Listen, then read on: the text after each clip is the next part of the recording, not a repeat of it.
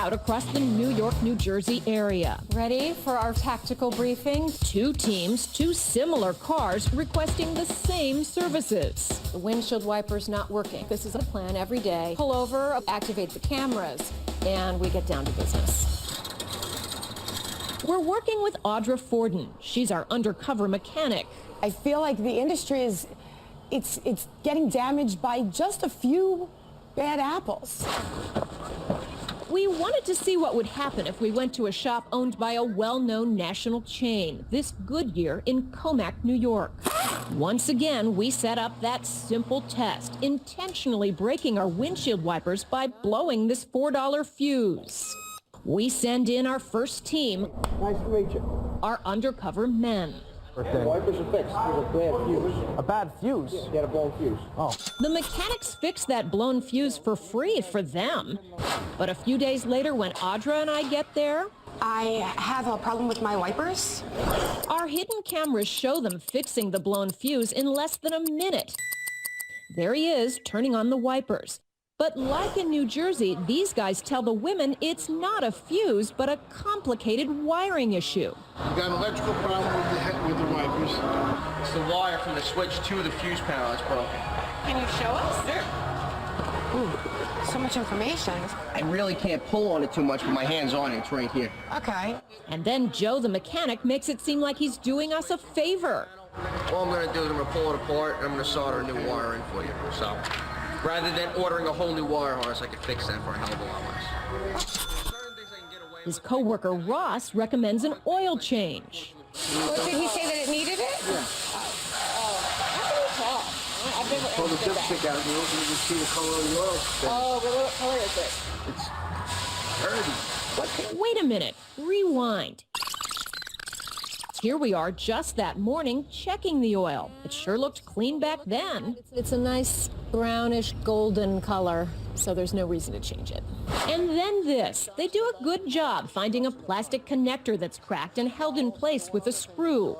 You have a thing called a throttle cable. That's where your gas pedal's hooked up to. Show her what's going on with that. It should be replaced, but for some reason, they don't leave it at that. First, they say if we don't fix it, our car can be impounded. You wouldn't fail inspection, Jessica. If you came in for an inspection that was like that, by law, we're supposed to call the state, notify the vehicle's not allowed on the road until it's fixed. Oh my gosh. Yeah. Wow. Not really. The state doesn't impound cars for this. But they go on. This is illegal. That's 100% illegal to put a screw in this. Also not true. And then he tells us if we don't act now, we could kill someone. Guy comes out of place, your pedal jam's wide open. If you don't shut the vehicle off, you hit somebody. You can roll the car, you can kill people. It's illegal. You lose control of your vehicle. That's so scary. So it's a safety issue? It's illegal. It's illegal number one. Number two, you step on the gas. Now let's go. It's just going to go right to the floor.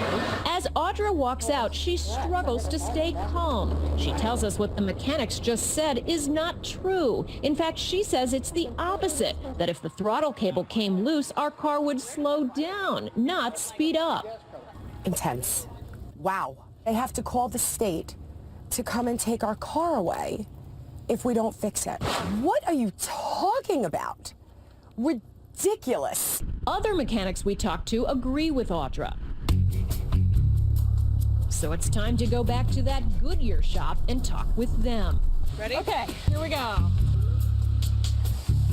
We actually sent two teams in, both driving identical cars, one team of men, one of women. I was one of the women, and the other woman was a mechanic.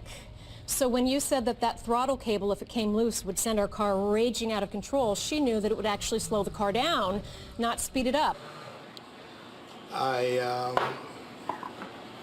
don't wish to make a comment, and I do not remember saying that it was going to crash or that it would cause a problem.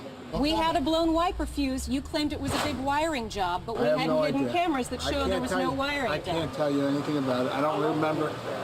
Hey, Ross, there was one other thing I wanted to ask you, which is why did you say our oil needed to be changed when it was brand new? The Goodyear store manager later contacted us and apologized. And after our report first aired, Goodyear's president and CEO sent Audra a letter and apologized as well. He said both Ross and Joe are no longer with the company and that, quote, their behavior does not represent the outstanding work done by our associates at more than 600 Goodyear retail locations. Your experience provided us with an important reminder that we must treat every customer fairly and honestly.